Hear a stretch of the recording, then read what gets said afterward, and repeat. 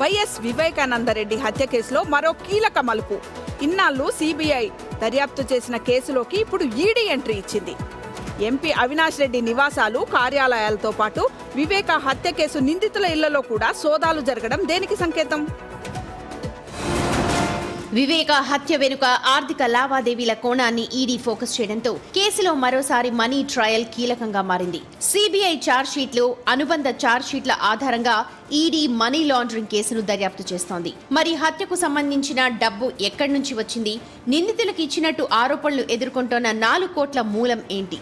ఆ డబ్బు ఎవరి ద్వారా ఏ మార్గంలో వెళ్లిందన్నది బయటపడితే ఇన్నాళ్లుగా ఉన్న చిక్కుముడికి కీలక ఆధారం దొరుకుతుందంటున్నారు.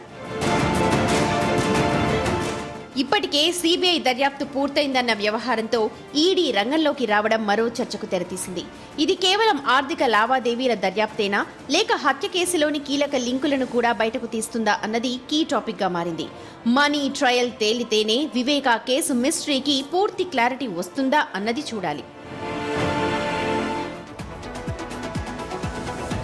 ఆంధ్రప్రదేశ్ రాజకీయాల్లో తీవ్ర సంచలనం కలిగించిన విషయం వివేకానందరెడ్డి గారి హత్య.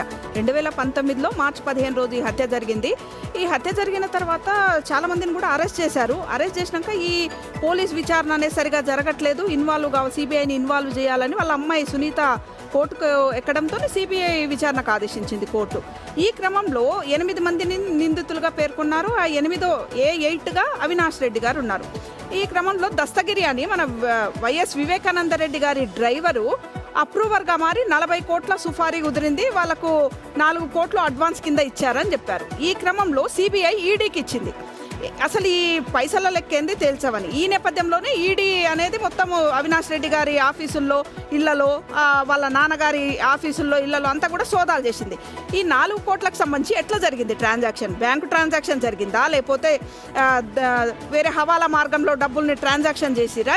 ఏ విధంగా ఈ ట్రాన్సాక్షన్ జరిగింది? ట్రాన్సాక్షన్కి మూలమేంది? ఈ మూలం తెలిస్తే అసలు దోషులు ఎవరో అనేది తెలుస్తుంది.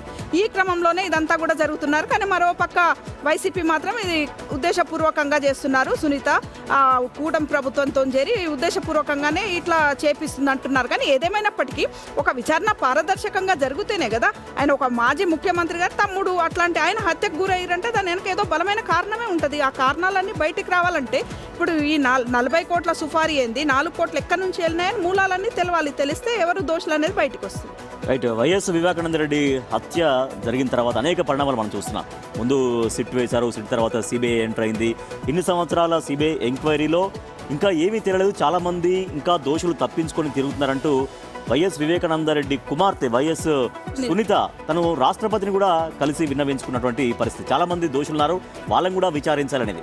బట్ సిబిఐ ఎంక్వైరీ అనేది దాదాపుగా ముగిసినట్టుగా తెలుస్తోంది. ఎందుకంటే 2021లో అది ఫస్ట్ ఛార్జ్షీట్ దాఖలు చేసింది. తర్వాత 2022లో సప్లిమెంటరీ ఛార్జ్షీట్ అండ్ 2026 మార్చి నాటికి 3వ ఛార్జ్షీట్ కూడా దాఖలు చేసింది. తర్వాత ఇప్పుడు సడన్గా ఈడీ ఎంటర్ అయింది. మరి ఈడీ ఎంటర్ అయిన తర్వాత దాంట్లో జరిగినటువంటి మనీ ట్రాన్సాక్షన్స్ని ఈడీ పూర్తిగా బట్టబయలు చేయగలుగుతుందా? అవినాష్ రెడ్డి చుట్టూ ఇప్పుడు ఉచ్చు మరింతగా బిగుస్తుందా?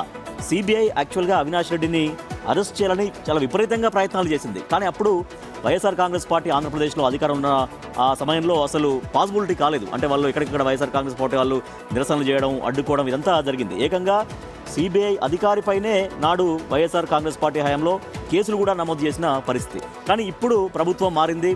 సో మరి ఈడీ ఎంటర్ అయింది కాబట్టి డెఫినెట్గా వివేక హత్య కేసును ఛేదించి దీంట్లో ఎవరెవరు ఇన్వాల్వ్ అయ్యారు, మనీ లాండరింగ్ ఎంత జరిగింది, ఇప్పుడు చెప్తున్న 4 కోట్లు ఏంటి, వస్తున్న 40 కోట్ల డేటా డీటెయిల్స్ ఏంటి, అవన్నీ కూడా తేల్చే పనిలో ఇప్పుడు ఈడీ బడ్జెట్కి తెలుస్తోంది. మరి ఈడీ అయినా కూడా వైఎస్ అవినాష్ రెడ్డిని అరెస్టు చేయబోతుందా అనేది ఇప్పుడు ఒక ఉత్కంఠ రేపే క్వశ్చన్ మనకు కనిపిస్తుంది.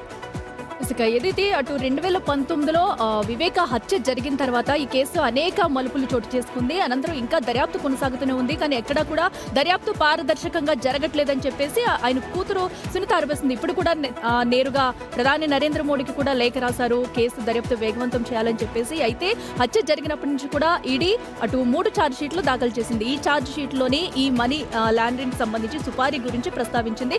ఆ ప్రస్తావననే ఈరోజు ఈడీ తీసుకొచ్చింది. నిజంగా చెప్పాలంటే ఈడీ ఈడీ 2025లోనే గత సంవత్సరంలోని ఈడీ ఎంటర్ అయింది. ఈడీ ఎంటర్ అయిన తర్వాత ఈసీఐఆర్ ఫైల్ చేసింది. ఈసీఐఆర్ అంటే ఎఫ్ఐఆర్ లా, సో ఫైల్ చేసింది. సో ఇప్పుడు ఈ సుపారీ దానికి సంబంధించి ఈ రోజు 6 చోట్ల సోదాలు నిర్వహించింది. మరి ఈ సోదాల్లో ఈ రోజు ఎలాంటి విషయాలు, ఏమైనా ఆధారాలు లభించాయా? ఒకవేళ కీ పాయింట్స్ కనుక వస్తే నిజంగా ఈ హత్యకు సంబంధించి అటు అప్రూవల్ గా మారిన దస్తగిరియే కాదు, ఇంకా ఎవరన్నా ఉన్నారా? ఈ డబ్బంతా ఎక్కడికి వెళ్ళింది? సుపారీ ఇస్తే ఎంతకిచ్చారు? 4 కోట్లు 40 కోట్లే ఉన్నాయా అనేది కూడా తేలనుంది. సో మరి ఈ రోజు ఏదైతే సోదాలు చేసింది కాబట్టి మరి ఈ సోదాల్లో ఈడీకి ఎలాంటి ఆధారాలు లభించాయి అన్న కోణంలోనే ఇప్పుడు ముందుకెళ్లే అవకాశం కనిపిస్తుంది.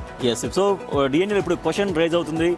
4 కోట్ల మనీ డీల్ తేలితే వివేక హత్య కేసు కొలిక్కి వస్తుందా? సో ఇదే ఇప్పుడు ప్రధానంగా వినిపిస్తున్న ప్రశ్న. ఈడీ ఏం చేయబోతుంది? 4 కోట్ల డీల్ తేలితే ఈ టోటల్ హత్య, వివేక హత్య కేసు కంప్లీట్ కొలిక్కి వచ్చినట్టేనా అన్న